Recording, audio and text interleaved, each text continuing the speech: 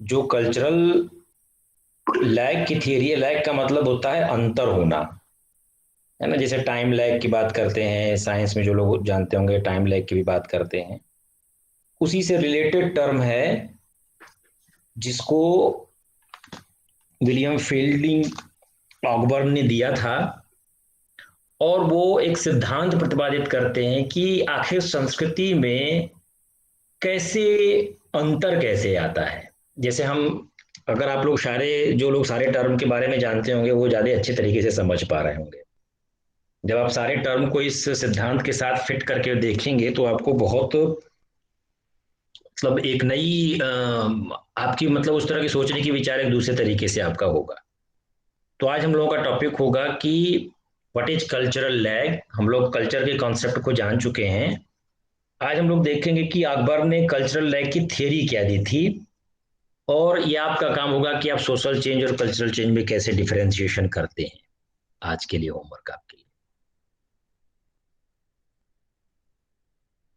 एक, हम बार बार दो तीन बार आपसे चर्चा कर चुके हैं, जब हम आपसे कल्चरल सॉरी जब हम आपसे सोशल चेंज के बारे में चर्चा कर रहे थे तो हमने आपसे वहां पर चैपिन के ओपिनियन के बारे में बात किया था, जो तीन तरह से कल्चर को बताते हैं, अर्थात संस्कृति के तीन पक्ष बताते हैं। एक पक्ष कहते हैं कि मटेरियल कल्चर है, जिसको वो भौतिक पक्ष कहते हैं। दूसरा जो पक्ष है वो कहते हैं नॉन मटेरियल कल्चर, जिसको कि अभौतिक पक्ष कहते हैं। और तीसरा पक्ष वो कहते हैं जो कि कंपोजिट कल्चर है, जिसको कि संयुक्त संस्कृति के नाम से हम जान सकते हैं। ये चूंकि एक्चुअल में देखिए, जब हम बात करते हैं ब्राउन की, आपको ध्यान होगा जब हमने आपसे सामाजिक परिवर्तन के बारे में चर्चा किया था, तो ब्राउन भी ऐसे ही सिद्धांत के मानने वाले थे या इसी खेमे के व्यक्ति थे जो ये कहते थे कि सांस्कृतिक परिवर्तन और सामाजिक परिवर्तन में कोई अंतर नहीं है। ब्राउन का कॉन्सेप्ट है, और वो सांस्कृतिक परिवर्तन को सामाजिक परिवर्तन का ही एक अंग मानते हैं, है ना। जो भी आप लोगों ने तमाम थियरीज पढ़ी सोशल चेंज की, तो ब्राउन का ऐसा मानना था कि सामाजिक परिवर्तन और सांस्कृतिक परिवर्तन में कोई अंतर नहीं है, और जो सांस्कृतिक परिवर्तन है वही सामाजिक परिवर्तन का एक अंग के रूप में उन्होंने उसको परिभाषित किया। अब इसके बाद कई समाजशास्त्री आए जिन लोगों ने इसको डिफरेंशिएशन करने की बात करी कि हम कैसे इसको डिफरेंशिएट करेंगे। तो उसमें एक नाम आता है चैपिन का, और चैपिन ये मानते हैं कि तीन तरह के कल्चर हैं। एक जो मटेरियल कल्चर है, जिसको भौतिक संस्कृति उन्होंने कहा, वो कहते हैं कि मटेरियल कल्चर के अंतर्गत आप सामाजिक व्यवस्था को रख सकते हैं, क्योंकि जब आप उसके सोसाइटी के स्ट्रक्चरल थीरीज के ऊपर जब आपने बात करी, तो आपको ध्यान होगा कि स्ट्रक्चर को आपने आउटर एक्सटर्नल की तरीके समझा था। तो उसी रेफरेंस में चैपिन मटेरियल कल्चर को कहते हैं कि ये सोशल सिस्टम है, अर्थात सामाजिक व्यवस्था के जो अलग अलग अंग हैं, जैसे हम कहते हैं यातायात व्यवस्था है, चिकित्सा व्यवस्था है, सुरक्षा व्यवस्था है, शिक्षा व्यवस्था है, कानून व्यवस्था है, पुलिस की व्यवस्था है, इकोनॉमी की है, पॉलिटी की है, ऐसे बहुत सारी व्यवस्थाएं आपकी सोसाइटी में चलती रहती हैं। तो ये जो सोशल सिस्टम की डिफरेंट अंग्स मिलकर के जो जो डिफरेंट जो पार्ट्स हैं, ये डिफरेंट पार्ट्स मिलकर के जो हमारी सामाजिक व्यवस्था बना रही हैं, इसको चैपिन ने कहा कि वो मटेरियल कल्चर है, वो भौतिक संस्कृति है, जिससे हमारी ये सामाजिक व्यवस्थाएं पूरी चल रही हैं, है ना। चाहे वो आदिम समाज हो चाहे आधुनिक समाज हो, किसी भी प्रकार की जो समाज है, जो व्यवस्था हमारी चल रही है हमारी सोसाइटी में, उसको उन्होंने कहा कि वो हमारा भौतिक संस्कृति है। दूसरी बात वो कहते हैं कि हर समाज के अपने कुछ वैल्यूज हैं, हर समाज के अपने कुछ आइडियल्स हैं, उसके अपने कुछ बिलीव्स हैं, कुछ नॉर्म्स हैं। इन सारे, जिनको आप कह सकते हैं कि जो नियम कायदे कानून है, ये जो हमारी सामाजिक व्यवस्था जिस प्रोसीजर से, जिस नियम से, जिस कह लीजिए रेगुलेशन से ये चल रही है, उसको चैपिन कहते हैं कि वो नॉन मेटेरियल कल्चर है, वो हमारी अभौतिक संस्कृति है। जो हमारे वैल्यूज हैं, जो हमारे आइडियल्स हैं, जो हमारे बिलीव्स हैं, these are the non material culture. और तीसरी बात वो कहते हैं जो एडमिनिस्ट्रेशन है, हमारे सामाजिक व्यवस्था की विभिन्न प्रकार की जो प्रशासन चल रही है, ये विभिन्न प्रकार के प्रशासन, इन्हीं दोनों material culture non material culture को मिला करके शासन व्यवस्था है, जिसको उन्होंने कहा कि कंपोजिट कल्चर है। और इसमें आपकी वैल्यूज भी हैं, आइडियल्स भी हैं, बिलीव्स भी हैं, और सोशल सिस्टम भी पूरा हमारा यहाँ पर चल रहा है। और कहीं ना कहीं सोशल सिस्टम के प्रत्येक पार्ट, आप जानते ही हैं कि सामाजिक व्यवस्था जब है तो सामाजिक व्यवस्था का प्रत्येक भाग एक दूसरे के साथ इस तरह से गुत्थम गुत्थे में जुड़े हुए हैं कि उनको आप अलग नहीं कर सकते। और उसी का एकीकरण ही आप कहते हैं कि वो हमारी सामाजिक व्यवस्था बनी हुई है। तो तीन तरह के कल्चर, ये जो संस्कृति की अगर बात करें, संस्कृति शब्द की बात करें या संस्कृति को समझने की बात करें, तो सामाजिक परिवर्तन की प्रकृति को समझाने के लिए चैपिन ने तीन प्रकार के संस्कृति की बात उन्होंने करी थी। एक इससे हट करके एक दूसरा कॉन्सेप्ट दिया, जिसमें प्रमुख नाम आता है विलियम फील्डिंग ऑकबर्न का। शॉर्ट में इनको WF ऑकबर्न भी कहते हैं। इनका जो कार्यकाल था 1886 से लेकर के 1959 तक, 1922 में इन्होंने बहुत महत्वपूर्ण सिद्धांत दिया। ये वास्तव में एक अमेरिकन सोशियोलॉजिस्ट थे। इनका जन्म फ्लोरिडा में हुआ, बटलर में जॉर्जिया में हुआ था, और फ्लोरिडा के टलहैसी में इनका इनका डेथ हुई। ये एक सांख्यिकीविद भी थे, और इनको एजुकेटर्स भी कुछ लोग मानते हैं, क्योंकि ये शिक्षा से भी जुड़े हुए थे। सोशियोलॉजी डिपार्टमेंट में बहुत इनका योगदान था, और कोलंबिया यूनिवर्सिटी के स्कॉलर थे, जहां से इन्होंने अपनी UG PG और PhD लेवल तक की स्टडी उन्होंने यहाँ से करी थी। इन्होंने सोशियोलॉजी में प्रोफेसर के तरीके भी अपनी सर्विस दी कोलंबिया में 1919 से लेकर के 1927 तक। और वहां का जो डिपार्टमेंट ऑफ सोशियोलॉजी था, वहां पे ये चेयर थे यूनिवर्सिटी ऑफ शिकागो के।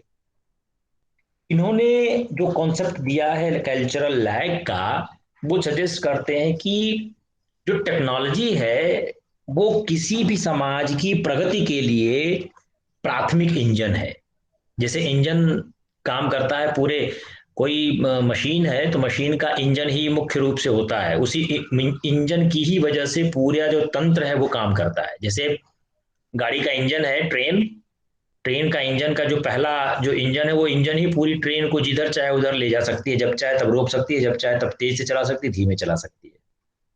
तो वो कहते थे, उनका ऐसा मानना था कि जो सामाजिक प्रगति है, हमारे जो समाज की जो प्रगति है, जो प्रोग्रेस है, उसके लिए टेक्नोलॉजी जो है वो प्राथमिक इंजन की तरीके है, लेकिन but tempered by social responses.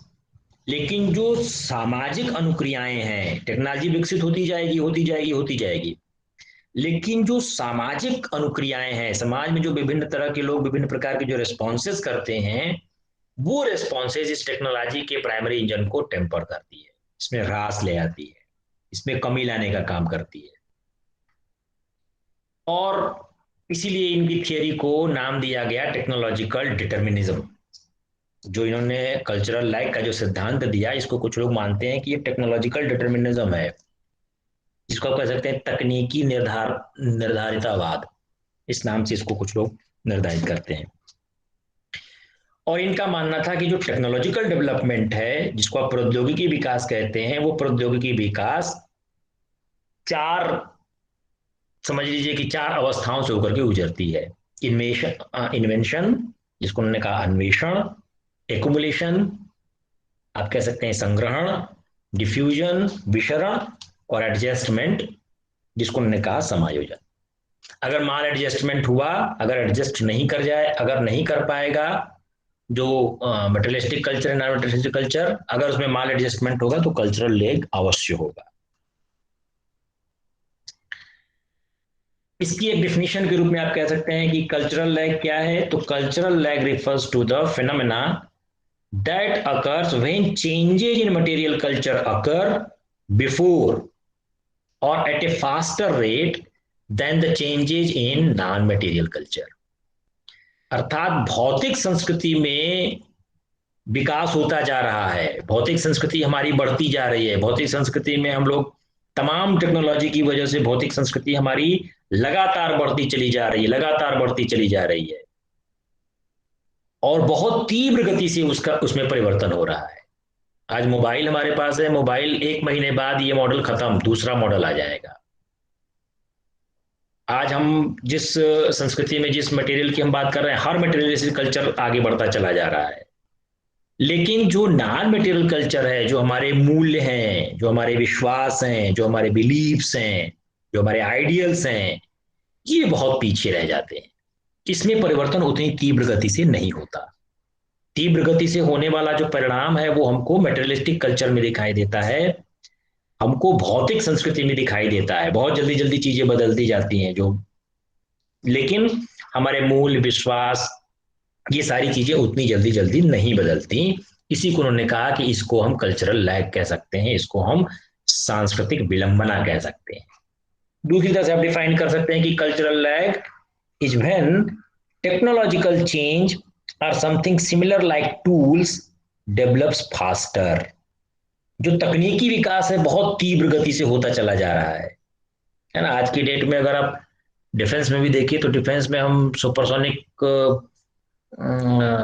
विमानों के आगे चलते समय स्लीथिंग वाले तमाम ऐसे बात कर रहे हैं, और आज की डेट में बिना चालक के ड्रोन से हमला करने की बातें होती हैं। हमारा कोई ह्यूमन कैजुअलिटी नहीं होगी और हम जिसको चाहे उसको यहीं बैठे बैठे ड्रोन से हमला करके मार देंगे। जैसे भी आप लोगों को ध्यान होगा, अभी इसराइल ने फिलिस्तीन में किसी एक साइंटिस्ट की हत्या करी थी, है ना। हालांकि उसका कुछ अभी बहुत प्रूफ नहीं है, लेकिन इस तरह के जो अभी देखिए ड्रोन के माध्यम से भी हमें वहां अफगानिस्तान में जो पंजशीर था वहां कितनी तबाही मचाई गई। तो ये जो हमारी जो टेक्नोलॉजिकल चेंजेज हैं, हमारे जो तकनीकी परिवर्तन है, बहुत तीव्र गति से होते जा रहे हैं। Then the society can process these changes. लेकिन उसके हिसाब से हमारे समाज में उतनी प्रगति नहीं हो रही। हमारे समाज में उतनी तीव्र गति से परिवर्तन नहीं हो रहा है।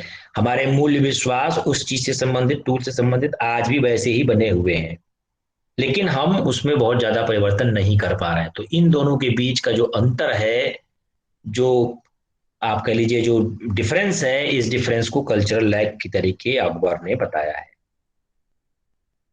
इससे दो बातें क्लियर होती हैं कि कल्चरल लैग में दो चीज है, एक मेटलिस्टिक कल्चर है, दूसरा नॉन मेटलिस्टिक कल्चर है। संस्कृति को अकबर दो तरह से कैटेगराइज करते हैं। एक को कहते हैं भौतिक संस्कृति और दूसरे को कहते हैं अभौतिक संस्कृति। भौतिक संस्कृति में वो कहते हैं कि यूजफुल आर्टिकल्स ऑफ ह्यूमन, मानव ने अपनी जिंदगी को सुलभ सरल बनाने के लिए जिन जिन वस्तुओं का अन्वेषण किया, जो जो वस्तु उसने बनाए, वो सारे वस्तु अकबर कहते हैं कि वो मेटलिस्टिक कल्चर के हैं। कार, घोड़ा गाड़ी, है ना, जो उसका घोड़ा नहीं, घोड़ा गाड़ी जो हम जो बात कर रहे हैं, ट्रेन, हवाई जहाज, ये यातायात के लिए यूजफुल है। मोबाइल आप देखते हैं लगातार बदलती चली जाती है। तो ये सारे आपने अपने यूज के लिए, लैपटॉप पे आज हम पढ़ाई लिखाई कर रहे हैं, मोबाइल के माध्यम से हम लोग सीख रहे हैं, ये सारी चीजें जो हैं, ये जो आर्टिकल्स बनाए आपने, these are the materialistic culture. और जो हमारे अपने आइडियल्स हैं, हमारे जो आदर्श हैं, हमारे जो मूल्य हैं, हमारी जो परंपराएं हैं, हमारे जो रिचुअल्स हैं, इन सारी चीजों को अकबर ने कहा कि वो नॉन मेटलिस्टिक कल्चर है, वो हमारे अभौतिक संस्कृति के भाग हैं। इसमें तमाम तरह की बात करते हैं, रीति रिवाज, धारणाएं, मूल्य, परंपराएं, विश्वास, और इन तत्व, उनका ये मानना था कि जो नॉन मेटलिस्टिक कल्चर है इसमें परिवर्तन बहुत धीमी गति से होता है ना, इसको परिवर्तित होने में बहुत समय लगता है, जबकि मेटलिस्टिक कल्चर बहुत जल्दी जल्दी बदलता है, बहुत तीव्र गति से होता है। अभी 1 साल हुआ नहीं कि आपके बहुत सारी, या 5 साल हुआ नहीं कि आपकी बहुत सारे आर्टिकल्स बदल जाएंगे, जो आप वस्तु यूज करते हैं वो सारे वस्तु बदल जाएंगे, लेकिन आपके मूल्य, विचार, ट्रेडिशंस, ये सारे उतनी जल्दी नहीं बदलते। ये भी बदलते हैं, परिवर्तन इसमें भी होता है, लेकिन जितनी तीव्र गति से मेटलिस्टिक कल्चर में परिवर्तन होता है, उतनी तीव्र गति से नॉन मेटलिस्टिक कल्चर में डिफरेंस या नॉन मेटलिस्टिक कल्चर में परिवर्तन, चेंजेस नहीं होते हैं। तो ये बहुत आगे निकल जाता है, ये बहुत पीछे छूट जाता है। समय के कालखंड में भौतिक संस्कृति बहुत आगे निकल जाती है और अभौतिक संस्कृति बहुत पीछे छूट जाती है। तो ये एक खाई, जिसको कहते हैं लैग, विलंबना, एक अंतर काज करता है, और इसी अंतर को अगवन कहते हैं कि वो हमारा कल्चरल लैग है। हम इस तरह से उसको समझ सकते हैं कि इनका जो फेमस काम था वो था social change with respect to culture and original nature. ये इनके इसी में इन्होंने अपने कल्चरल लैग के सिद्धांत को प्रस्तावित किया था 1922 में। ये कहते हैं कि दो तरह के जो कल्चर हैं, जिसमें उन्होंने कहा कि मटेरियल कल्चर क्या है, all the physical objects that people create given meaning to it. देखिए जरूरी बात क्या है यहाँ पर, मनुष्य इसको बना रहा है, मनुष्य के द्वारा निर्मित जो, जिसको आप आर्टिफिशियल कहते हैं, है ना, मैन मेड की बात करते हैं, ये जो आर्टिफिशियल थिंग्स हैं, केवल इसका बनाना, सृजन करना ही जरूरी नहीं है। इसका दूसरा पार्ट वो कहते हैं कि गिवन मीनिंग टू इट, उसका वो मतलब भी बताता है कि कहाँ पे यूज किया जाएगा, कैसे यूज किया जाएगा, ये चीज भी मनुष्य बताता है।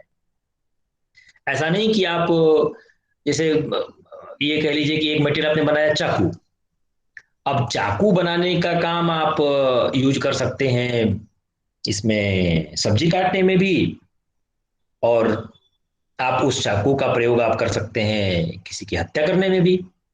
लेकिन आपने उसकी मीनिंग क्या दी, किस चीज के लिए आपने बनाया है, ये चीजें भी वो महत्वपूर्ण मानते हैं कि ऑब्जेक्ट बनाना ही अपने आप में महत्वपूर्ण नहीं है, उसको मीनिंग देना, उसका अर्थ भी निश्चित करना। जैसे वो कहते हैं कार, हमारी क्लॉथिंग्स, स्कूल्स, कंप्यूटर्स, ये सारी चीजें जो हैं वो मटेरियल कल्चर के आते हैं। मतलब an object only becomes a part of culture after meaning have been given to it. वो तभी हमारी संस्कृति का भाग होगा जब आप उसको कुछ अर्थ प्रदान करेंगे। कैसे उसको जब कोई मीनिंग होगी तभी वो हमारे कल्चर का पार्ट बनेगा। आप कोई चीज बना लीजिए और उसका मतलब किसी को ना पता चले कि क्या है, तो वो फिर कल्चर का पार्ट नहीं होगा। जैसे उन्हें कहते हैं कि एक computer has no meaning until it is used as a tool. आप कंप्यूटर बना दिए, केवल कंप्यूटर का कोई मतलब नहीं है, कोई अर्थ नहीं है जब तक कि आप उसको एक उपकरण के रूप में यूज न करते। आपने कोई चीज इजाद कर दिया, कोई चीज बना दिया, बनाने के बाद अपने पास ही रख लिया, उसका कोई मतलब नहीं है, कोई अर्थ नहीं है, चुपचाप पड़ा हुआ है, तो वो फिर हमारे कल्चर का भाग नहीं होगा। कल्चर का भाग तभी होगा, अकबर कहते हैं कि कल्चर वो तभी बनेगा जब उस वस्तु को, मतलब मटेरियलिस्टिक कल्चर की बात कर रहे हैं, मटेरियलिस्टिक कल्चर वो तभी होगा जब आप उस वस्तु की मीनिंग बताएंगे, उसका अर्थ बताएंगे कि कहाँ इसको यूज किया जा सकता है। ये एक वो बात करते हैं मटेरियलिस्टिक कल्चर के अंतर्गत। दूसरी बात वो कहते हैं नॉन मटेरियलिस्टिक कल्चर में, वो कहते हैं कि नॉन मटेरियलिस्टिक कल्चर जो है it consist of thoughts and behaviour that people learn as a part of culture they live in. जिस संस्कृति में वो व्यक्ति रह रहा है, उस संस्कृति में रहने की वजह से, उसके भाग होने की वजह से, उस व्यक्ति में जो विचार उत्पन्न हो रहे हैं, उसके जो व्यवहार उस हिसाब से कार्य कर रहे हैं, वो चीजों को कहते हैं कि वो नॉन मेटेरियलिस्टिक कल्चर है, वो अभौतिक संस्कृति है। जैसे वो कहते हैं राजतंत्र, अर्थतंत्र, हमारी भाषा, जो नियम बनाए जाते हैं कहीं के लिए, जो हमारे कस्टम्स हैं, हमारी जो फैमिली के जो, बता लीजिए कि जो फैमिली किस तरह से काम करेगी, हमारा रिलीजन, बिलीव्स, वैल्यूज, नॉलेज, इन सारी चीजों को जो कि हमारे कल्चर में रहने की वजह से लोगों को उसके अकॉर्डिंगली काम करने के लिए वो सिखाने की काम करता है, वो सारी चीजें कहते हैं कि वो हमारे नॉन मेटेरियलिस्टिक कल्चर का भाग है। तो इस तरह से दो चीजों में वो डिफरेंशिएशन करते हैं। जैसे एक छोटा सा एग्जांपल हम आपसे लें, आप लोग जानते होंगे ट्राई को, ट्राई का नाम सुना आप लोगों ने, TRAI, ट्राई का फुल फॉर्म किसी को पता है? आपको ध्यान होगा, मैं हर बार हर साल ये एग्जांपल देता हूँ टेलीकॉम क्लास में जब रेगुलेटरी। मुझे ये पढ़ाने का मौका मिलता है। हाँ, telephone regulatory authority of India, है ना, telephone regulatory authority of India. Try के नियम कायदे कानून बहुत बाद में आए। आपको ध्यान होगा, शायद आप लोग बहुत ज्यादा हमारे और आप में गैप नहीं है, आप लोगों को ध्यान होगा, जानते होंगे अच्छी तरीके से। शुरुआती दौर में जब मोबाइल आया तो मोबाइल में इनकमिंग के भी चार्जेस लगा करते थे, 1 रुपए 2 रुपए चार्जेस लगा करते थे।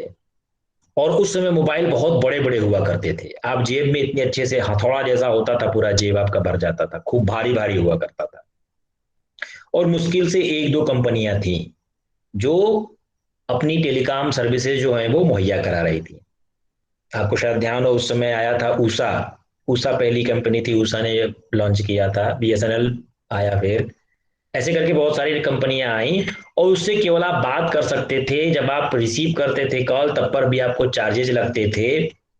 तो उस समय कंपनी ने जैसे चाहा वैसे नियम कायदे कानून बना दिए। आप टेक्स्ट मैसेज, अच्छा फिर उसके बाद आया पेजर, शायद आप लोगों को ध्यान हो पेजर। पेजर में आप बात नहीं कर सकते थे, आप लोगों को संदेश भेज सकते हैं, जैसे हम एसएमएस भेजते हैं, शॉर्ट मैसेज सर्विसेज जो हमारी होती हैं, हम एसएमएस भेजते हैं। तो वो पेजर में हम मैसेजेस भेजते थे, छोटी सी डिवाइस हुआ करती थी, लोग लगा के उसको बेल्ट के पास जनरली मेन जो होते थे वो लगा के चलते थे। तो वो पेजर में आप अपने टेक्स्ट मैसेजेस को भेजा करते थे, तो सुनने के लिए एक अलग प्रकार का था, और टेक्स्ट मैसेजेस के लिए अलग प्रकार का था। फिर दोनों मिल गए, फिर और विकास हुआ, तो आप एक ही जगह पे काम करने लगे, आप उसी से बातचीत भी करने लगे, उसी से मैसेज ही भेजना शुरू कर दिए। फिर मल्टीमीडिया का जमाना आया, कीपैड पे ही आप बहुत धीरे धीरे स्लो चलता था। लेकिन उस समय जो यूजर्स थे, जो क्लाइंट थे, उन क्लाइंट के लिए किसी प्रकार का नहीं, कंपनी जैसे चाहती थी वैसे आपसे पैसे वसूलती थी। फिर इन चीजों को रेगुलेट करने के लिए नियम कायदे कानून बनाए गए। कब? जब एंड्रॉयड फोन्स आ गए बहुत सारे, जब उसमें देखा जाने लगा, डाउनलोडिंग अपलोडिंग की बातें की जाने लगी, तो आपका मेटेरियलिस्टिक कल्चर कहां से कहां पहुंच गया। एक पेजर से लेकर के, एक बड़े से मोबाइल की डिवाइस से लेकर के आज की डेट में इतनी छोटी सी मोबाइल तक, आप एंड्रॉयड और आईओएस और आईफोन की बात करते हैं, यहां तक आप आ गए। तब जाकर के कहीं आपके यहाँ ट्राई आया, नियम कायदे कानून बाद में बने।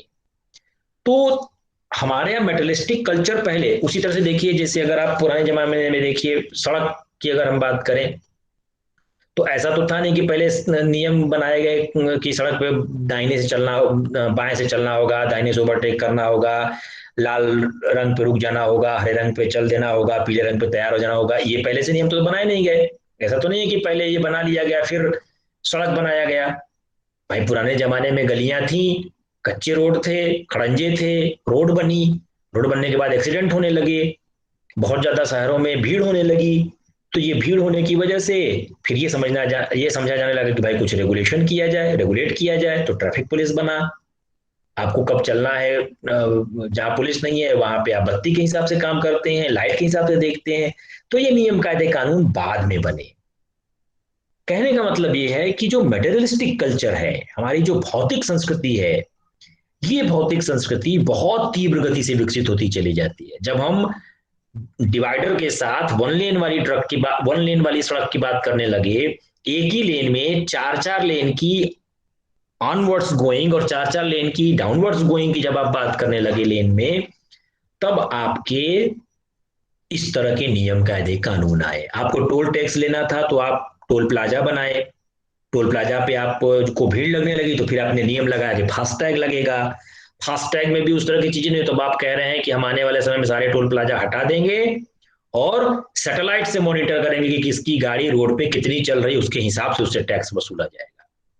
These are the non materialistic culture. बहुत बाद में इजाद हो रहा है, मेटेरियलिस्टिक कल्चर बहुत ज्यादा तीव्र गति से आगे बढ़ता चला जा रहा है, और जो नॉन मेटेरियलिस्टिक कल्चर है वो बहुत पीछे छूटता चला जा रहा है। और इवन देखिए, आपकी जो कंप्यूटर है, कंप्यूटर में अभी जो लोग 7 पे काम कर रहे होंगे, शायद आप लोगों को वर्जन अगर पता हो, जो लोग लैपटॉप रखे होंगे या सिस्टम पे काम किए होंगे, 7 पे जो लोग काम करते होंगे वो 7 की काफी यूजर फ्रेंडली हो गए होंगे। तो अगर उनको 10 पे काम करने के लिए दे दिए जाए, तो उनके जो मूल्य हैं, जो उनको जो उनका जो बिलीफ है वो 7 के साथ एकदम घुल मिल गया है। अब तुरंत से 10 आ गया, तो 10 में आने के बाद आपको वो बिलीफ छोड़ने पड़ेंगे। उसके साथ काम करने का तरीका, उसके साथ काम करने का जो परंपराएं आप जानते हैं 10, और 10 में भी अभी एडवांस आ गया, अब पूरा बदल गया है, पूरा जो इंटरफेस है उसका चेंज हो गया है, तो उसके साथ करने के लिए आपको फिर से चेंजेस बदलनी पड़ेंगी। तो मेटेरियलिस्टिक कल्चर जल्दी जल्दी बदलता जा रहा है। पहले 6 आया, 7 आया, 8 आया, 9 आया, 10 आया। जनरेशन्स में आप कहें मोबाइल में भी पहले 2G था, पहले कोई जी ही नहीं था, पहले मोबाइल आया, फिर 2G आया, 3G आया, 4G आया, अब आप कह रहे हैं 5G। तो उसके हिसाब से आपको नियम कायदे कानून बाद में बनते हैं। वो जो हमारे मूल बिलीफ्स, आप ऐसे भी समझ सकते हैं कि कायदे कानून बाद में बनाए जा रहे हैं, मेटेरियलिस्टिक कल्चर बहुत आगे डेवलप होता चला जा रहा है।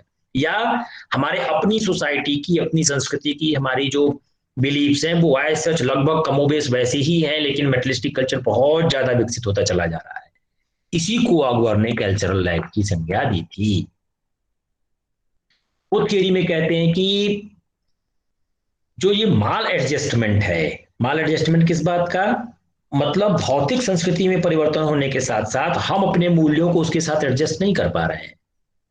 हमारे मूल्य बाद में विकसित हो रहे हैं, तब तक नई संस्कृति, तब तक नई भौतिक संस्कृति विकसित हो जा रही है, फिर हमको उसके साथ एडजस्ट, तो हम उतनी जल्दी हम मेट्रिस्टिक कल्चर के साथ अपने मूल्यों को नहीं अडॉप्ट कर पा रहे हैं। तो हमारे साथ यहाँ पर माल एडजस्टमेंट हो रहा है, और यही माल एडजस्टमेंट, यही कुसमायोजन जिसको आप कह लीजिए, यही कुसमायोजन कल्चरल लैग का कारक है। इसीलिए कल्चरल लैग की थ्योरी उन्होंने दी कि ये जो माल एडजस्टमेंट है, जो कुसमायोजन हमारे बीच हो रहा है, किसके किसके बीच, भौतिक संस्कृति और अभौतिक संस्कृति के बीच जो कुसमायोजन है, इसी कुसमायोजन को उन्होंने कल्चरल लैग की संज्ञा दी थी। और वो कहते हैं कि technology has independent effect on society at large. अगर बृहद क्षेत्र में देखें तो तकनीकी जितना आपकी सोसाइटी को प्रभावित करने वाली कारक के रूप में है, वो एकदम एकदम इंडिपेंडेंट तरीके से उसके ऊपर किसी का वश नहीं है। आज देखिए हम बात करते हैं डाटा की बात, आप लोग बहुत चर्चा हो रही, पेगासस की बातें हुई, आपकी डाटा सिक्योरिटी की बातें हो रही हैं। तो टेक्नोलॉजी इतना विकसित होता चला जा रहा है, वो सोसाइटी पे इंडिपेंडेंट इफेक्ट डालता है। आने वाले समय में हम इंटेलिजेंस, आर्टिफिशियल इंटेलिजेंस की बात कर रहे हैं, विद्यार्थियों की हम मनोवृत्तियों को जानने की कोशिश करेंगे इस टेक्नोलॉजी की वजह से, तो वो फिर आपका एजुकेशन सोसाइटी बहुत दूसरे तरीके से बदल जाएगी। आप जब शिक्षक बनेंगे तो शायद हो सकता है बहुत कुछ चेंजेज हो चुके हों। तो टेक्नोलॉजी का सोसाइटी पर बहुत बड़ा और बहुत गहन प्रभाव पड़ता है, जो और टेक्नोलॉजी को कोई निर्धारित नहीं कर सकता। आने वाले समय में अगर आप लोगों ने देखा, आप लोग एक पिक्चर देखिएगा यूट्यूब पे, मैट्रिक्स है ना, एक मैट्रिक्स है, हिंदी में भी है वो, उसको आप देखिएगा। उसमें वो कहते हैं कि ये जो मशीनें हैं, ये मशीनें मनुष्य पे राज करने लगती हैं, है ना। अभी आज मशीन को बनाने वाला कौन है, आदमी है, लेकिन आने वाले समय में ऐसा हो सकता है कि मशीन मनुष्य पे राज, आर्टिफिशियल इंटेलिजेंस इतना ज्यादा हो जाएगा, वो आप ही के कल्चर को खत्म करने की, एक हाइपोथेटिकल कॉन्सेप्ट है, हालांकि ऐसा वैज्ञानिकों का मानना है कि ऐसा हो नहीं सकता। आप किसी भी रोबोट में दिमाग डाल करके फीलिंग्स नहीं ला सकते, है ना। एक पिक्चर आई थी रजनीकांत की, आप लोगों ने देखा हो, वो कौन सी पिक्चर थी, मैं ध्यान नहीं आ रहा। तो ये जो रोबोट है, रोबोट ही नाम था रोबोट उसका। था रोबोट। हाँ रोबोट, रोबोट ठीक कह रहे हैं। तो ये चीज, आदमी जो है, मनुष्य जो है, वो रोबोट में ये सारी फीलिंग्स दिमाग नहीं जा सकता। वो आप वो उतना ही काम करेगा जितना सॉफ्टवेयर उसमें अंदर आप प्रोग्रामिंग करके फिट किए रहेंगे। इसलिए वो कहते हैं कि ये 4 स्टेजेस से होकर के आपका टेक्नोलॉजिकल डेवलपमेंट गुजरता है। जो आपका तकनीकी विकास होता है, तकनीकी विकास के 4 चरण बताते हैं। पहला चरण बताते हैं इन्वेंशन, अन्वेषण। दूसरा एकुमुलेशन, जितनी ज्यादा इन्वेंशन होगा उन सबको एकुमुलेट करना, नई चीजों की तरह इजाद करना। फिर डिफ्यूजन, विस्तृत होगा सोसाइटी में। लास्ट में फिर एडजस्टमेंट होगा, आपके समायोजन की बात होगी। और अगर आप समायोजित कर लिए, जो आपकी टूल डेवलप कर रहे हैं इन्वेंशन में, यदि आपने भौतिक संस्कृति और भौतिक संस्कृति में यदि एडजस्टमेंट हो गया, तब तो कोई लैग नहीं होगा, कोई विलंबना नहीं होगा, कोई खाई नहीं बनेगी। लेकिन यदि यहाँ कुसमायोजन हुआ, यदि माल एडजस्टमेंट हुआ भौतिक संस्कृति और अभौतिक संस्कृति में, तो ये तुरंत कल्चरल लैग को काज करेगा, ये सांस्कृतिक विलंबना का कारक बनेगा। क्या है ये इन्वेंशन, कैसे वो जो डिफाइन करते हैं अकबर, वो कहते हैं कि जो इन्वेंशन है, इन्वेंशन को कहते हैं कि एक वह प्रक्रिया है जिसमें टेक्नोलॉजी के माध्यम से कुछ नई चीज आप क्रिएट करते हैं, है ना। Process by which new forms of technology are created. कोई ऐसी चीज आप इजाद करते हैं जिसमें तकनीकी का प्रयोग आप नए रूप में करते हैं। जैसे बिजली का आविष्कार हुआ, तो बिजली के आविष्कार होने के साथ साथ तमाम तरह के इन्वेंशन हुए। पंखा बनाया गया, लाइट बनाई गई, कूलर बनाया गया, एसी बनाया गया, फैन बनाया गया। ये सारी चीजें आप बनाए, इन्वेंशन किया आपने इन सारी चीजों को। तो जो टेक्नोलॉजी है, इस टेक्नोलॉजी का नए रूप में क्रिएशन को कहते हैं कि वो इन्वेंशन है, वही अन्वेषण है। जो तकनीकी है, तकनीकी का नया रूप आपने प्रस्तुत कर दिया। And collective contributions to existing culture, ये जो टेक्नोलॉजी है, इन्वेंशन है, ये क्या है, कई जो आपके हमारा जो वास्तविक जो अभी वर्तमान संस्कृति है, किसी वर्तमान संस्कृति का जो कलेक्टिव कंट्रीब्यूशन, उन सबको कहने की इन्वेंशन है। केवल बिजली का ही नहीं, बहुत सारी चीजें आपने इजाद करी, इन सबको कलेक्टिवली कंट्रीब्यूशन जो हमारा है इन्वेंशन का, वो हमारे एग्जिस्टिंग कल्चर में दिखाई दे रहा है। कलेक्टिव रूप से, संगठित रूप से आपको चीज दिखाई दे रहा है। And can not occur unless society a certain level of knowledge, और ये इन्वेंशन तब तक नहीं हो सकता जब तक कि आपके समाज के लोगों में एक ऑप्टिमम लेवल का ज्ञान ना हो, है ना। आप कोई चीज इन्वेंट, आप कहते हैं ना कि हमारे भारतवर्ष में इतने सारे, भारतवर्ष में जो साइंटिस्ट होता है तो वो साइंटिस्ट को नोबेल प्राइज नहीं मिलता है, जब वो विदेश में चला जाता है तो उसको नोबेल प्राइज मिल जाता है। ऐसा नहीं कि हमारे यहाँ ज्ञान ज्ञान है लेकिन उसको हमारे यहाँ उतना इम्फेसिस नहीं दिया जा रहा है, वहां उनको इम्फेसिस दिया गया तो वो निकल आए।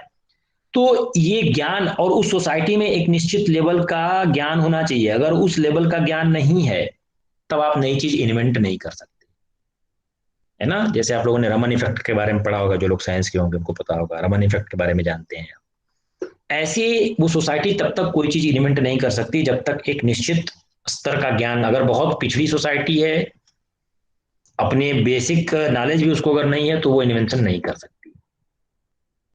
और ये कहते हैं कि expertise in the particular area, एक निश्चित लेवल का ज्ञान होगा तो एक निश्चित क्षेत्र में आप अपने आप को एक्सपर्ट बनाएंगे, आप उस क्षेत्र के विशेषज्ञ होंगे, है ना। तो ये जो विशेषज्ञता है, इन सारे अपनी तकनीकी का प्रयोग करके आप नए रूप में उसको जब प्रस्तुत करते हैं तो वो इन्वेंशन, उन्होंने कहा कि वो इन्वेंशन है, वही अन्वेषण है कि तकनीकी का नए रूप में सृजन। दूसरी बात को कहते हैं एकुमुलेशन। एकुमुलेशन को कहते हैं अकबर कि ग्रोथ ऑफ टेक्नोलॉजी, जो तकनीकी है उसकी वृद्धि होती चली गई हर क्षेत्र में। आप कंप्यूटर के आपने कंप्यूटर का इन्वेंशन किया, और इस कंप्यूटर के इन्वेंशन को रेलवे में, बस में, पढ़ाई लिखाई में, इकोनॉमी में, पॉलिटी में, एडमिनिस्ट्रेशन में, सब जगह आप कंप्यूटर की यूज कर रहे हैं। तो ये क्या है, इसकी ग्रोथ है, इस तकनीकी का आपने वृद्धि किया। And new things are invented more rapidly than old ones are forgotten. देखिए आज आपको नहीं, जैसे मोबाइल में पहले आप क्या था कि आप संदेश भेजने के लिए चिट्ठी लिखा करते थे, शायद आप लोग यूज किए हो कि ना यूज किए। जब हम लोग पढ़ते थे तो हम लोग अंतर्देशी चला करता था, अंतर्देशी और पोस्ट कार्ड हुआ करता था। अंतर्देशी में आप, हम जब पढ़ते थे तो घर पे चिट्ठी भेजा करते थे। तो ये जो आपका, अब वो चीज भूल गई। अब आप चैटिंग करते हैं व्हाट्सएप पे या मैसेंजर पे या ट्विटर पे, ये सारी चीजें आप करते हैं, तो पीछे की चीजें छूट गई, नई चीजें इन्वेंट हुई, चीजें बदली आपकी, नई चीजें इन्वेंट हुई, तो बहुत जल्दी से आपने पीछे चीजों को आप भूलना शुरू कर दिया, भूल गए। And some invention such as writing promote this accumulation process. और धीरे धीरे ये जो इन्वेंशन आपका होता चला गया, जैसे आप लेखन की बात करते हैं, वो चीजों को एक्युमुलेट करते चले गए। जैसे हिंदी की बात करते हैं, हिंदी को कहते हैं कि हिंदी क्या है, सब भाषाओं को अपने अंदर सम्मिलित कर लेती है ना। तो ये टेक्नोलॉजी क्या है, ये एक्युमुलेशन, मतलब सब इकट्ठे होते चले गए। जो तकनीकी आपने विकसित करी, जो आपने इन्वेंट किया, इन्वेंट के बाद उसका प्रयोग एक्युमुलेट हो गया, हर क्षेत्र में आप उसको करना शुरू कर दिए, बहुत तीव्र गति से आपने चीजों को बदलना शुरू कर दिया, पीछे की चीजें बदलती चली गई, हर क्षेत्र में कंप्यूटर होता चला गया। आज की डेट में आप जाकर के रिजर्वेशन कराने के लिए वहां लाइन में खड़े होकर के वो वाली पद्धति नहीं अपनाते हैं, है ना। अब और चीजें बदल रही हैं, कहीं कहीं होता भी है, तो वो चीजें पुरानी होती चली जा रही है। आप ऑनलाइन टिकट बुक करते हैं और वहां पे भी जाते हैं तो पहले वो रिजर्वेशन, पहले वो टिकट चला करता था, आपको ध्यान होगा, दफ्ती की जैसा हुआ करता था, उस पर लोग यात्रा करते थे। अब शायद ही कहीं भारतवर्ष में किसी स्टेशन पे उस तरह के टिकट मिलते हो, वो लगाते थे, पंच करते थे, उस पर डेट पड़ जाती थी, फिर आप यात्रा करते थे। तो ये पीछे की चीजें भूलती चली गई, टेक्नोलॉजी डेवलप हुई, हर क्षेत्र में उसने उसको बदला। फिर होता है इस एक्युमुलेशन का डिफ्यूजन, विशरण।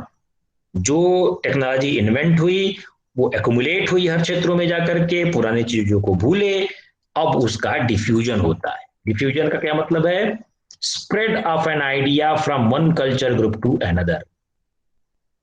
आपके संस्कृति में किसी भी प्रकार का विचार विकसित हुआ, वो डिफ्यूज करते हुए, विसरित होते हुए किसी दूसरी संस्कृति में चला गया, है ना। बहुत सारी चीजें, जैसे हम कहते हैं, कल हम आपसे बात करते हैं वेस्टर्नाइजेशन की, कोट टाई इन्वेंट किए अंग्रेज, और डिफ्यूज होते होते यहाँ आए तो हमारी संस्कृति में वो आ गया, शादी विवाह में भी हम लोग उसको यूज करने लगे। And from one field of activity to another field, जहां पे वो किया जा रहा है उससे हट करके किसी दूसरे क्षेत्र में वो चला जाता है।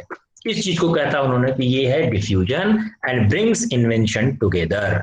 इससे क्या होगा? हम कोई चीज खोजे, आजकल क्या है, कोलैबोरेटिव वे में रिसर्च की भी बातें हो रही हैं।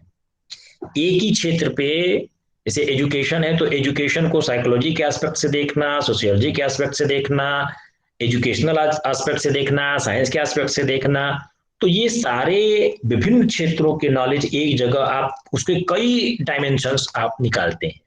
तो इन्वेंशन को अलग अलग सोसाइटी की, अलग अलग जगह की इन्वेंशन, जो विकास है, जो अन्वेषण है, उसको आप डिफ्यूज करके वो एक जगह से दूसरी जगह विस्तृत होता है, और कई इन्वेंशन एक दूसरे के साथ मिल जाते हैं, and they combine to form new invention. और ये मिलकर के एक नए इन्वेंशन को बनाते हैं डिफ्यूजन के बाद। जैसे हमने आपसे एक बार चर्चा कर रहे थे जुगाड़ की। जुगाड़ में पंपिंग सेट का इंजन होता है, और उसमें देखेंगे तो जीप का पहिया लगा होगा, लकड़ी का एक बॉडी बना करके पीछे लगा दिया गया, और उसको आप चला रहे हैं बिना नंबर प्लेट के, बिना कुछ भी। इंजन किसी और चीज का, पहिया कहीं और का, बॉडी को जैसे बैलगाड़ी बनाई जाती है वैसे बॉडी बना ली, उसमें लोगों को बिठा करके आप अपनी कृषि की चीजें आप ट्रांसफर कर रहे हैं यहाँ से वहां तक, तो कंबाइन करके आपने जुगाड़ बना दिया, है ना। उसको जुगाड़ कहना, जैसे हम लोग अपनी भारत भाषा में, अपने यहाँ लोकल भाषा में उस ठेठ में जुगाड़ कहते हैं ना, तो ये जुगाड़ टेक्नोलॉजी है। ये डिफ्यूज कर दी, अलग अलग इन्वेंशन को मिला करके आपने एक जगह इकट्ठा किया, सब जोड़ दिया, और नया कॉम्बिनेशन बना करके आपने उसको इन्वेंट कर दिया। और लास्ट में फिर एडजस्टमेंट की बात उन्होंने करी, process of non technical aspect of a culture respond to invention. जो आपकी तकनीकी, जो तकनीकी गैर तकनीकी जो पक्ष है, उस गैर तकनीकी पक्ष का संस्कृति के साथ, इन्वेंशन के साथ जुड़ना, ये उन्होंने कहा एडजस्टमेंट का। और अगर आप कर पाते हैं, यदि आपने एडजस्ट कर लिया नॉन टेक्निकल पार्ट से, जो गैर तकनीकी पक्ष है उसके साथ आपका तकनीकी पक्ष अगर जुड़ गया, तब तो ठीक ठीक।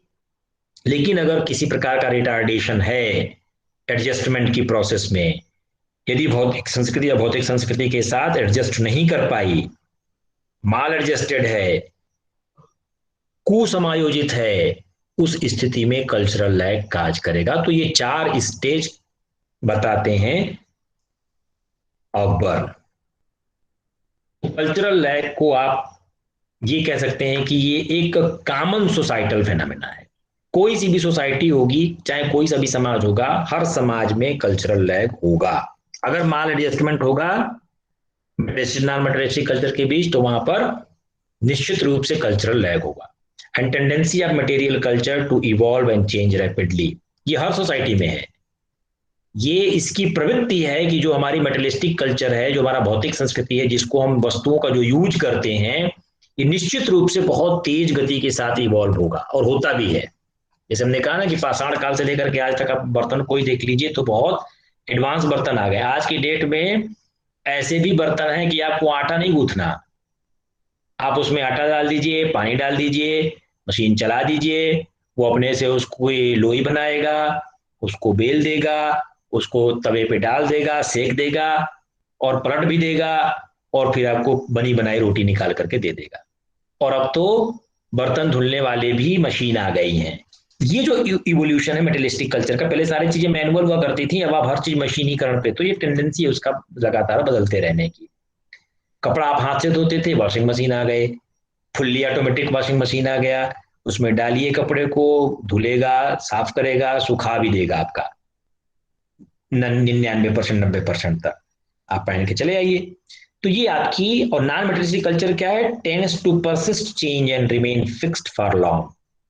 जो नॉन मेटेरियलिस्टिक कल्चर है, इसकी टेंडेंसी क्या है कि ये इस परिवर्तन को रेजिस्ट करती है, ये अपने बदलना नहीं चाहती। परंपरा, हम कह रहे हैं ना कि परंपरा जल्दी बदलना नहीं चाहते, आप अपने घर की परंपरा को ऐसे ही मानते हैं, अपने समाज की, अपने कास्ट की, अपने धर्म की परंपरा को आप ऐसे ही मानते हैं, आप उसमें परिवर्तन नहीं चाहते। इसलिए वो बहुत समय तक, बहुत दूर तक फिक्स बनी रहती है, बदलती ही नहीं, या बहुत धीमी गति से बदलती है। तो ये हमारी नॉन मेटेरियलिस्टिक कल्चर है। And opposing nature of these two, किसका किसका, मटेरियलिस्टिक कल्चर का और नॉन, ये इतनी तीव्र गति से बदलने वाली है और ये बदलने की कोशिश ही नहीं कर रही है। इन दोनों का जो अपोजिशन है, इन दोनों के जो अंतर है, वो adaptation of new technology becomes rather difficult. तो नई टेक्नोलॉजी को एडॉप्ट करना बड़ा मुश्किल हो जाता है ऐसी परिस्थिति में। एंड कंट्रीब्यूशन ऑफ अकबर, इसी को उन्होंने सोशल चेंज में अपने बताया है 1922 में, कि इन्हीं के बीच जो कल्चरल लैग कैसे क्रिएट हुआ, कि नई टेक्नोलॉजी के आने से कुछ प्रॉब्लम्स हुई और उसको कंसीडर करके कल्चरल लैग में वो क्रिएट करने का काम करती है। ये नहीं बदल रही है, ये बदलने की कोशिश कर रही है, प्रॉब्लम हो गई, अब यहाँ पर नई टेक्नोलॉजी विकसित होगी। For example, the advancement of stem cell research, जो स्टेम सेल कल्चर का कॉन्सेप्ट आया, इसको तो बहुत अच्छा माना गया।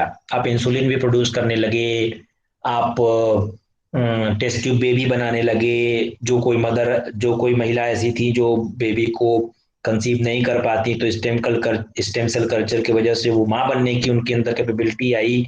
लेकिन इसकी अपनी कुछ अलग सीरियस एथिकल क्वेश्चंस हैं।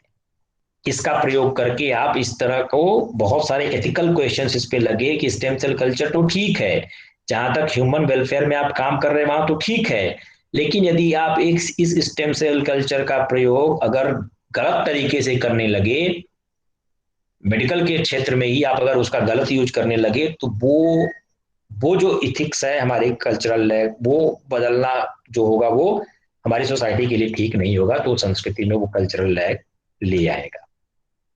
कहने का मतलब ये है कि जो materialistic culture, non material culture में जो डिफरेंस है उसको कल्चरल लैग कह सकते हैं। The notion that culture takes time to catch up with technological inventions, जो आपके तकनीकी विकास है इसकी वजह से आपको संस्कृति में जो परिवर्तन है उसको कैच करने में टाइम लगता है। And the resulting social problems are caused by this lag, और इस तरह से जो सामाजिक समस्याएं हैं, उन सामाजिक समस्याओं के रूप में हमको कल्चरल लैग दिखाई देता है।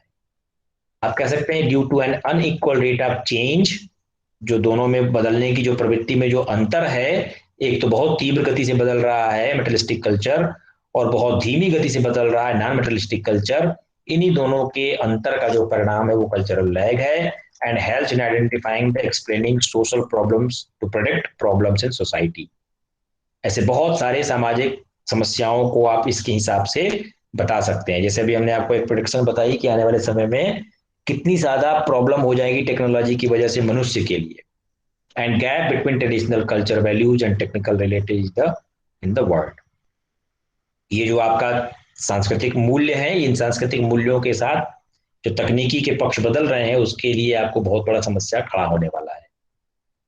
आप ऐसे इसको समझ सकते हैं एक फॉर्मूले से कि ये मेटलिस्टिक कल्चर है, ये नॉन मेटलिस्टिक कल्चर है, इन दोनों के बीच का अंतर कल्चरल लैग है। जैसे आप कह सकते हैं कि जेनेटिक इंजीनियरिंग आया बायोलॉजी की फील्ड में, और आप इन विट्रो फर्टिलाइजेशन कोविड-19 के लिए भी बहुत सारी चीजें आप करने लगे, है ना। ये जो जेनेटिक इंजीनियरिंग की वजह से तमाम आप इसके बेनिफिशियल चीजें आप कर रहे हैं, इन विट्रो कल्चर कर रहे हैं, लेकिन इसके अपने कुछ अनएथिकल काजेज हैं, इसके अपने कुछ सामाजिक परिणाम हैं जो कि हमारी सोसाइटी के लिए अच्छे नहीं हैं। तो इसके लिए आपको रूल्स रेगुलेशंस बनाने होंगे। अभी तक कुछ नहीं है ना। अभी तक जेनेटिक इंजीनियरिंग आप जब तक यूज कर रहे हैं कि एक ही प्लांट में आप आलू और टमाटर दोनों उपलब्ध करा रहे हैं, इन विट्रो फर्टिलाइजेशन करा रहे हैं, ऐसी कोई महिला जो माँ नहीं बन सकती वो माँ बन सकती हैं, these are the beneficial aspects. कोविड-19 में भी आपने जो कल्चर करके उसको इंजेक्ट करके आप इम्यून सिस्टम डेवलप करने की बात करें, ये तो ठीक है।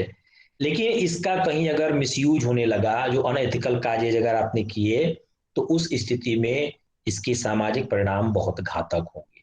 तो इसके लिए कुछ रूल्स रेगुलेशंस अभी नहीं है। हम ये सारी चीजें तो बदलती चली जा रही हैं, जेनेटिक इंजीनियरिंग में भी तमाम परिवर्तन आपको दिखाई दे रहा है, लेकिन ये अनएथिकल जो एस्पेक्ट्स है वो आज की भी डेट में हमारी सोसाइटी में बने हुए हैं। तो इस तरह से आप कह सकते हैं कि हमारा इन दोनों के बीच अंतर जो होना, वो कल्चरल लैग का द्योतक है। 4 फैक्टर्स की हमने आपसे बात कर ली टेक्नोलॉजी के लिए, जो था इन्वेंशन, एकुमुलेशन, डिफ्यूजन और एडजस्टमेंट, है ना। इस पर हमने आपसे चर्चा कर लिया।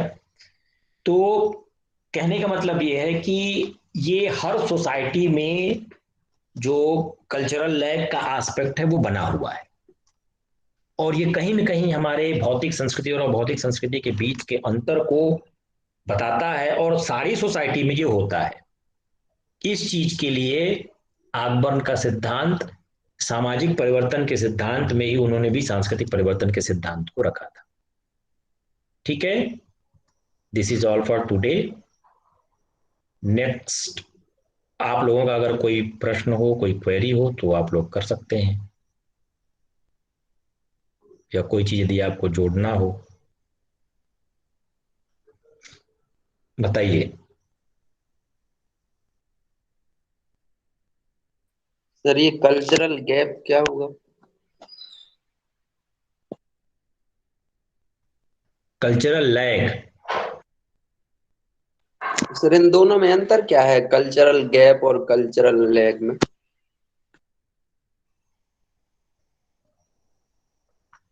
लैग को हिंदी में कहते हैं विलंबना।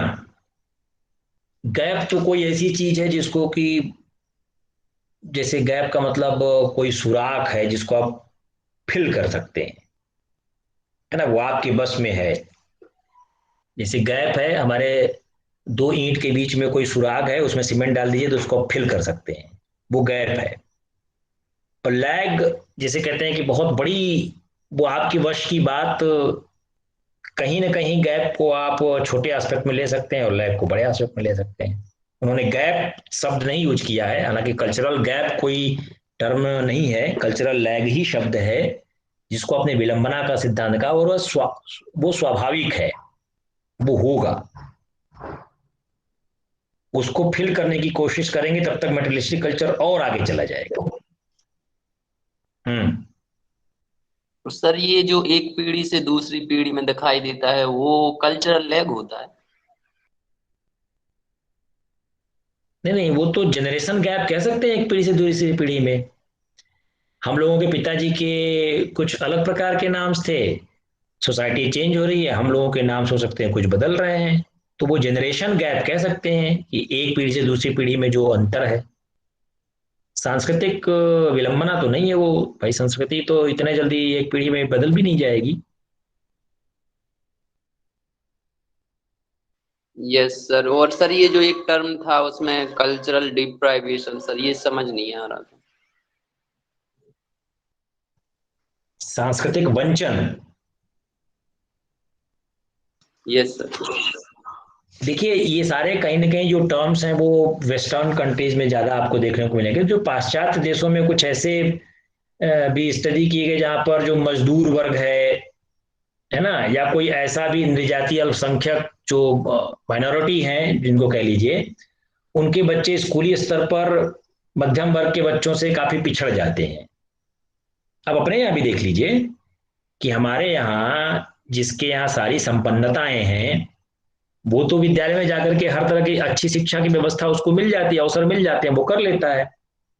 लेकिन कोई ऐसा गरीब बच्चे कह लीजिए या वंचित बच्चे कह लीजिए या जिनके अंदर किसी प्रकार की दिव्यांगता है, उन बच्चों को कह लीजिए, तो वो बच्चे स्कूल में उतना अच्छा नहीं कर पाते हैं जितना मध्यम वर्ग के या उच्च वर्ग के बच्चे कर पाते हैं। तो इसी को कुछ विद्वानों ने सांस्कृतिक वंचन की श्रेणी दी है। ये सांस्कृतिक वंचन क्या है कि हमारी अपनी इकोनॉमी की वजह से, मतलब कोई भी डिप्रीवेशन हो सकता है, हमारा फिजिकल डिप्रीवेशन हो सकता है, इकोनॉमी हो सकती है, या जानबूझ करके किसी के साथ भेदभाव, जो डिस्क्रिमिनेशन है उसकी वजह से हो सकता है। ये सांस्कृतिक वंचन की एक कॉन्सेप्ट बनता है। Yes sir, thank you. और किसी का? सर कल्चरल इंडस्ट्री क्या होगा? कल्चरल इंडस्ट्रीज जैसे कि ये जितने भी हमारे कल्चरल इंडस्ट्री, जैसे मान लीजिए म्यूजिक है या आर्ट है, ये एक इंडस्ट्री के तरीके काम, जैसे फिल्म इंडस्ट्री है ना, ये एक या फिल्म इंडस्ट्री की जगह पर अगर आप म्यूजिक को कहिए, म्यूजिक भी एक इंडस्ट्री है। आप तमाम तरह के म्यूजिकल इंस्ट्रूमेंट्स बनाते हैं या म्यूजिकल प्रोग्राम्स करते हैं, तो इस प्रकार की जो इंडस्ट्री है ये एक अलग अपना काम कर रही है, तो इनको आप कल्चरल इंडस्ट्रीज के अंतर्गत रख सकते हैं।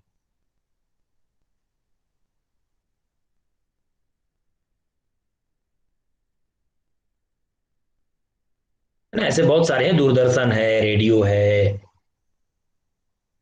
ठीक है, इन सारे चीजों को, या किताब है, समाचार पत्र है, संगीत है, ये इंडस्ट्री तो है, ये उद्योग की तरीके काम कर रहे हैं। मतलब ऐसे कह सकते हैं कि बहुत सारे ऐसे साधन हैं जिससे लोक संस्कृति को प्रचार प्रसार मिलता है।